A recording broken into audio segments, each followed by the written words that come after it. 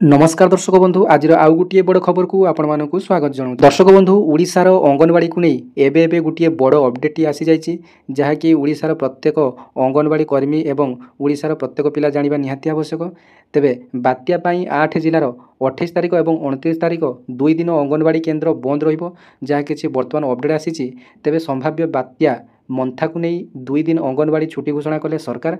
बात्यारे विशेष प्रभावित होगाकू 8 जिलार अंगनवाड़ी केन्द्र अक्टोबर 28 तारिख एवं अक्टोबर 29 तारिख दिन 2 दिन बंद रखा तेबे रविवार राज्य महिला और शिशु कल्याण विभाग गुरुत्वपूर्ण बैठक बसी यह निष्पत्ति नि जाइए। तेबे सही 8टी जिला सब कौन कौन रही जानि नियंतु।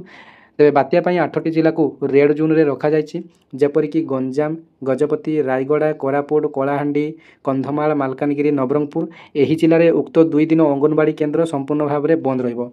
तेबे बात्या को नहीं यहाँ थिला आपण मानक पई बड़ अपडेट। बर्तमान गजपति जिले में मध्य रेड जोन रे रही गजपति जिले में। तेबे गोपालपुर ठारू अल्प दूर में ये बात्याटी रही।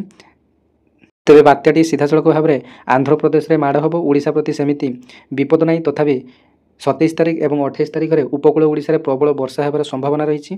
तेबे एटा थिला आपण मानक पई संपूर्ण खबर। धन्यवाद। जय जगन्नाथ।